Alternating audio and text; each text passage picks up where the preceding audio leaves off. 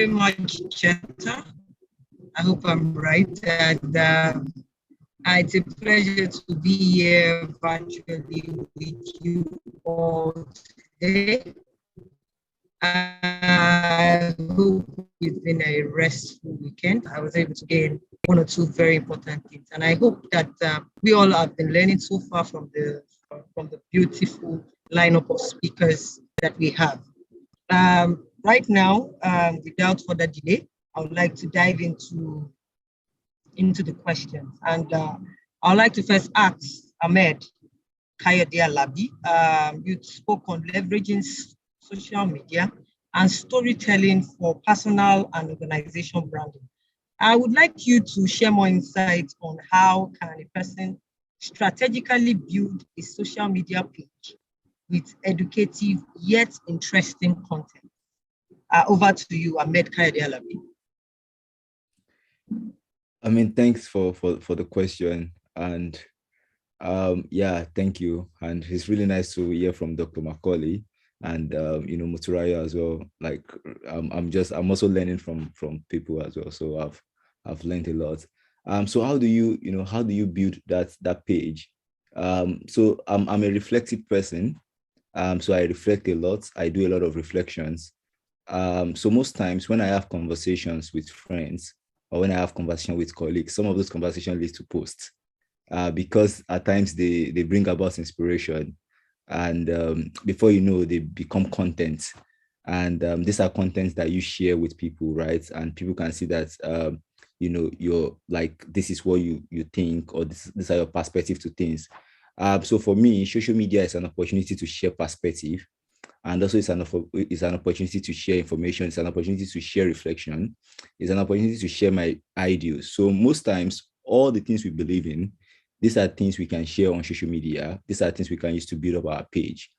Other things you might think about, because again, I don't want to start dishing rules, but other things you might think about is, for example, if you're attending an event, right? There are some learning points you would gain from a particular event. And there are so many people who might not be able to access that event or who might not be able to access such learning, right? That's also an opportunity to share. So you can put it out there on social media, for example, oh, I went to this particular event. This is what I learned. This is what I did. These are the, insights from this event. And people will start, connecting like, oh, these are the things that this person connects to, or these are the events that this person connects to and this person, relates to. So I could recall when I started in this, like when I started posting, whenever I go for events, you would see me, after the event, you'll see me sharing like, learning points, things I learned from the events, how I connected from the events, or probably if I go to speak somewhere, right? I mean, most of us go to speak somewhere, where they will ask us to talk about our story or something, So all of those things I shared, I can come on social media just to share like kind of like, what are those lessons or key insights, from those particular, sessions. So again, your work as well personally, what work are you doing? What, inspired you to do that work? What are the impact of those work? What are the reflection from those work? What are the insights you see? It's like a vision. It's like something that comes to you naturally. And before you know, you just share it on social media. People used to, Ahmed, how come do you post every single day? Or how come do you always have content to share? And it is because I reflect a lot. I do a lot of personal deep reflection. I would just be on my own, just reflecting on things, reflecting on concepts. And before you know, I get insights. And when I get those insights, I share them. I tell the story because you can have content, but if the content doesn't have a place to be showcased, then there's no reason for having a content. Content has to be showcased, and it's when content is showcased that people can now say that this is where it is, and we can use it and have it, right? So yeah, basically, I think I would just stop there. Thank you. Thank you so much for that interesting response. I would also like to ask that in a case where the content, where content that are not authentic and genuine are posted on social media, for example, on LinkedIn, how can an organization or a personal brand remain original without feeling the need to inflate figures or content? Sorry, can you come again? Yeah, please, can you All right. Yes, please. I said, in a case where contents that are not authentic and genuine are posted on social media, let's take, for example, LinkedIn. Yeah. Now, how can an organization or a personal brand remain original without feeling the need to inflate figures for content? That's really that's a powerful question, and thanks for asking that question. And this is what it means. I know, people love numbers. We've done 500,000 on or 1 million, but I think that there's a power of telling one story, and there's a power of telling a story of somebody, just one person, and our story can inspire people, right? So let me give you an example. So if somebody just said, oh, we reached 5,000 people, went on social media, blew all the trumpets, we just did 5,000 people, we spent $5 million, dollars to do hundreds of thousands of people and all. And somebody came up with a story of a young girl, who is supported, with a WAEC. For example, there was a story I shared recently of a young girl, who I met before coming for my master's. And the young girl had lost her father already.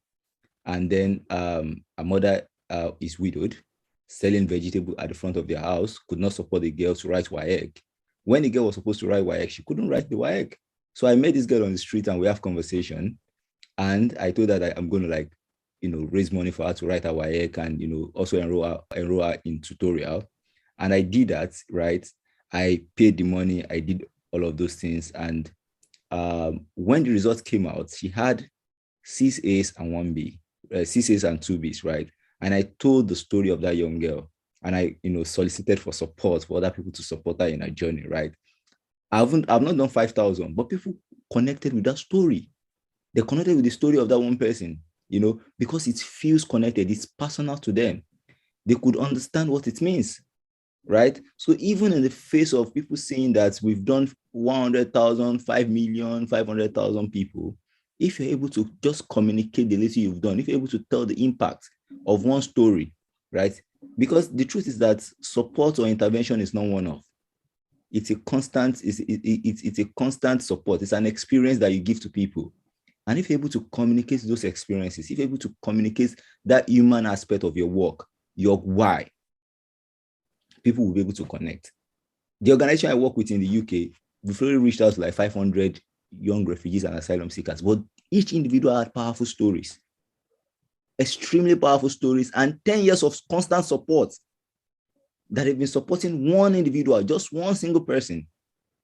And, just telling that story of that one single person and as that story, inspire millions, would change the lives of other people around them.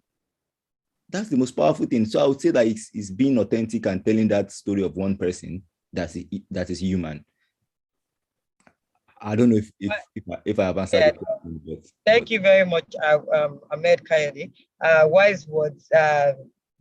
You just really struck the chord that in the era whereby we have a lot of fake things being shared on social media, we have a lot of buzz. Everybody wants to show off. For organizations coming up and springing up, it's just rather very important to just focus on the capacity or the ability of the organization. It's really about the quality of lives that are touched, not really about the quantity. Thank you very much. And I wouldn't want to let me shift base a bit from Ahmed and also go to the lady in the house who spoke on effective communication strategies for global impact. Muturayo, please, can you help us with shedding more light on how can a person effectively communicate on social media when other parties are being manipulative and rude?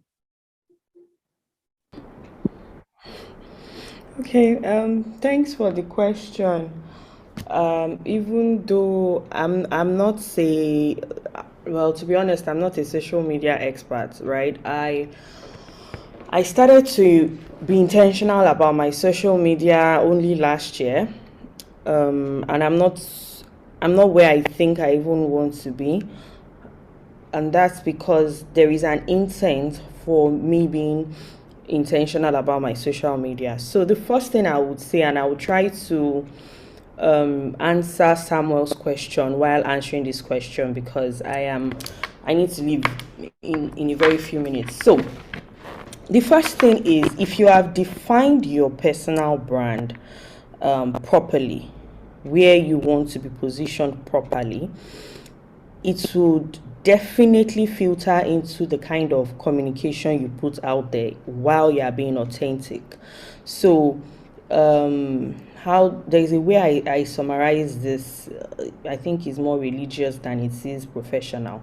You owe everybody love, but you don't owe everybody access to your life. So while you are being authentic, it also means that there is a filter as to how much you put out there. So you're being authentic, you're being honest, does not mean that everything that happens in your life. And I think that Dr. Macaulay had said that properly. So in terms of social media, if you have defined your brand, right, and you have your brand cues, in fact, for those of us in product marketing, every brand has levers. We call them, yes, brand levers. Basically, it has topics that you can speak on and topics that you don't speak on. So there is a brand DNA for every brand you see in the market today.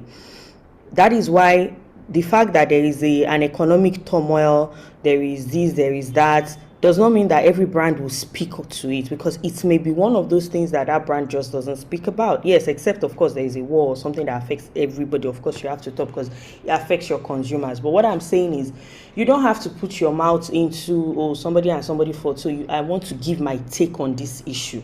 How does it fit into your brand? If it doesn't fit into your brand, I mean, mind your business at that point. So social media is something that you infuse into your communication strategy. What purpose does Instagram serve for you? What purpose does LinkedIn serve for you? How do you put your communication whilst you are communicating the same thing on two different channels? So the thing I've seen about authenticity today is, for example, and I roll my eyes a lot, people put stuff on LinkedIn and I'm like, why is it on LinkedIn, right? You can't put a content on LinkedIn. I've put a reel on LinkedIn before, and then I went back and I said, you know what?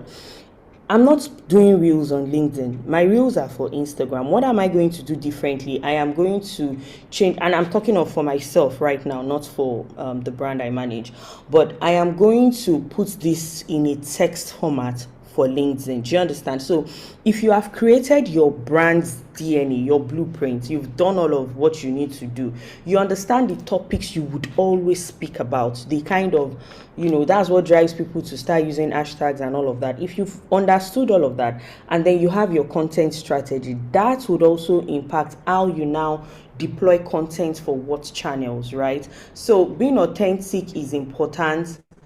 Knowing the crowd is important, but being genuine to what it is that you want to deliver ultimately is what you want people to think of you, or what you want to deliver to people, that should be at the center of your messaging on whatever platform you want to be.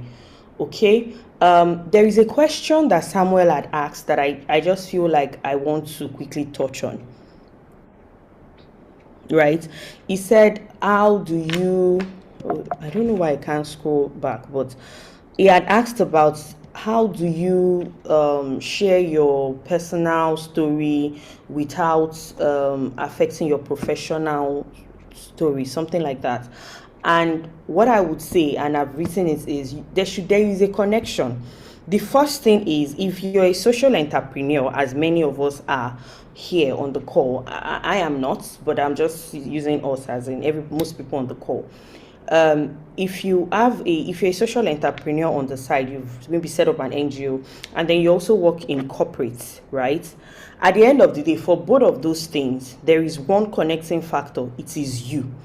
The why you're working where you are and the why you set up what you're doing has to have an alignment, especially if you live in an economy where you chose your job, right? Not that you're working out of desperation. And even if you are still a personal brand. Everybody, there is brand Babajide, there is brand Tolulokwe, there is brand Ahmed.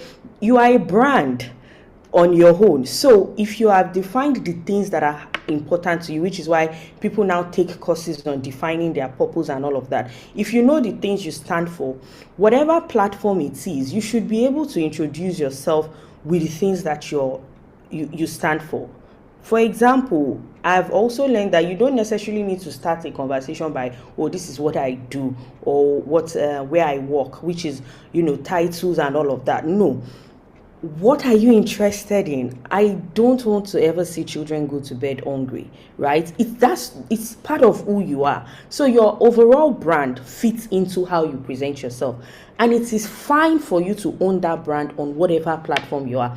In fact, the employees of the future are people that would be seen as purpose-driven individuals versus just people that have a CV that they cram and then they dish out at interviews. Employers are looking even to work with people that are outside of the work. If you take everything away from them, there is something that they stand for. And that's why you should align your personal purpose into everything that you do. That's my answer to that question. I don't know if it helps. If you want to ask any other one as a write-up, or maybe give an example and ask what I should do in that instance. Okay, that's it from me, Tolu. Thank you very much, Mutu. You've actually really cross-carpeted and really answered a lot of questions. Thank you so very much for your time. Really appreciate that. I would like to quickly move to the next set of questions. Sorry, please.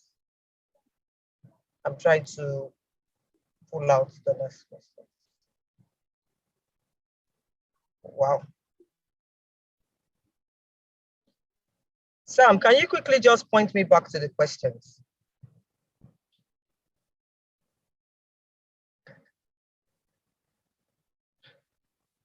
Okay, yeah, never mind. I would like to quickly move to Dr. Babajide Macaulay, who was actually last speaker. And you shared a lot of light to the topic of building a strong personal brand for accessing global opportunities. You yourself, you are an embodiment of global opportunities. So we'd like to learn from your wealth of experience on what advice you would give to a person trying to build a strong personal brand. A single advice, 500 advice. Okay, don't mind me, I was just trying to be funny. No, anyway, right. What advice someone trying to build a strong personal brand? First of all, don't be in a hurry. Don't be in a hurry. I find a lot of people, they want to, now I meet a lot of people who tell me, oh, I love what you're doing, you're doing so well, but they want to do it in 2 years. I've been in this space for a decade. So first of all, if you would experience something that biologists call irreversible growth, that is, you're growing and you never go back, you never come down, you keep going up. Irreversible growth is cellular in nature and it is slow, but it is solid. So if there's any advice, it's take it easy and give yourself the opportunity to fail. Give yourself the opportunity to fail, give yourself the opportunity to learn, and then move on, and then grow. That's number one. The other thing I would say is be more careful than an average person is. Be more careful. And the reason is that now, since you're not just going to be an ordinary person on the streets, you want to create this global brand for yourself. The way you think about yourself needs to be totally different. So you need to be more careful than an average person. Just as I said, every footstep you take in the virtual space leaves a footprint. And because the internet never forgets, you don't want to regret your previous actions. So that's why you have to be careful. Finally, is be consistent.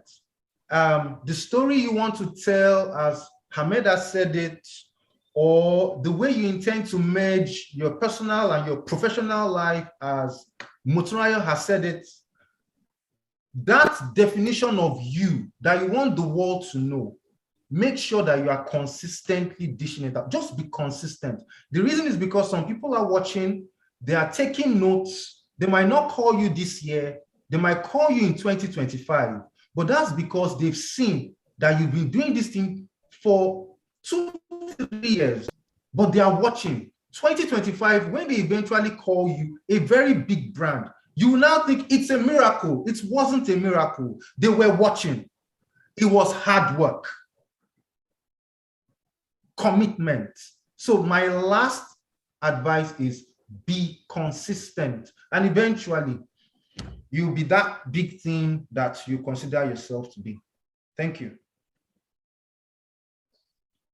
Thank you very much, Babadide. It was really, really nice hearing that update from you.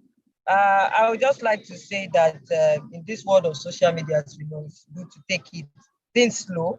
Building your personal brand is a lifelong journey. Even your story improves as you progress.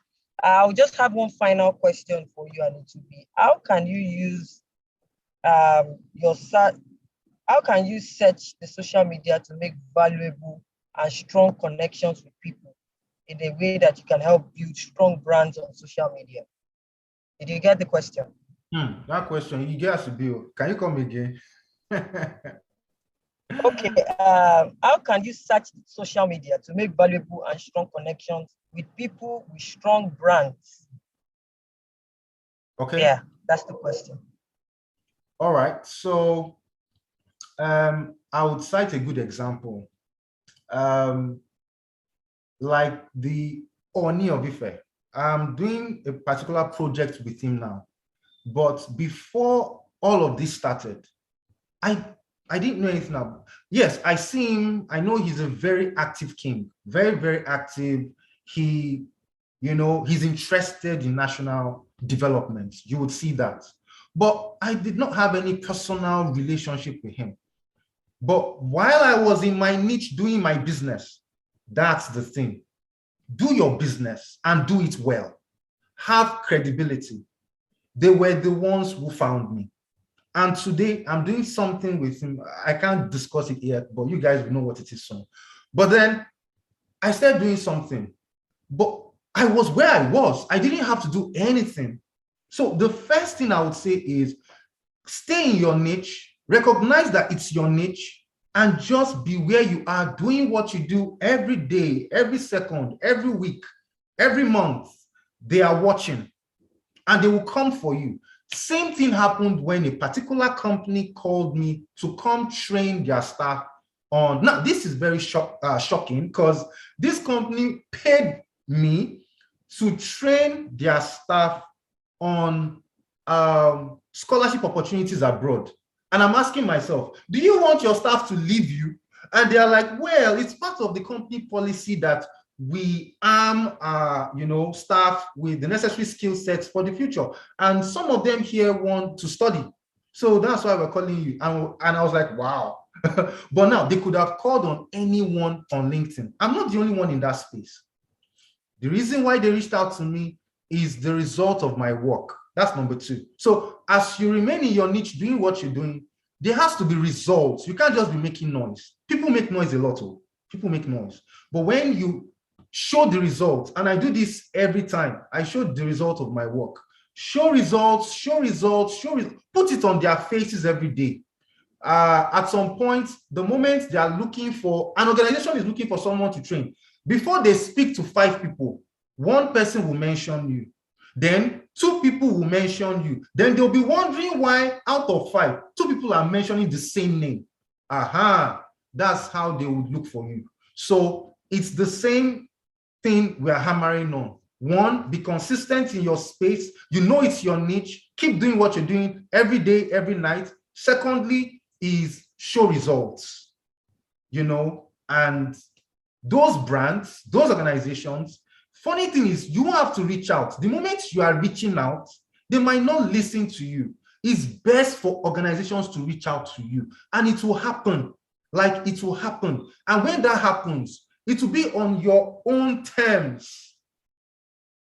You request for the amount you want, there will be a dialogue, and rather than you at their mercy, begging them. So that's my response. Thank you very much for ending this session on such very vibrant and excellent notes.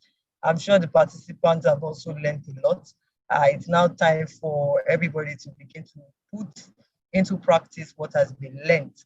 I would like to use this opportunity to thank Samuel for organizing such a very powerful session and bringing together industry players in their various fields towards doing justice to this very, very important topic and something that we know we're in the social media era. And, really, as someone, Olajumoke mentioned, your results will speak for you. Take it one step at a time. Do it at your own pace. Don't be bamboozled by what you see on social media. Take your journey into your hands consistently. And I'm sure with time, the results will begin to show. And not to forget, those who make noise, they don't last. They don't last. So prioritize quality over quantity, even as you move along in your journey towards developing your personal brand, your organization brands, leveraging social media and the likes. Thank you very much, everyone. And I would like to pass over to Samuel to give us closing remarks.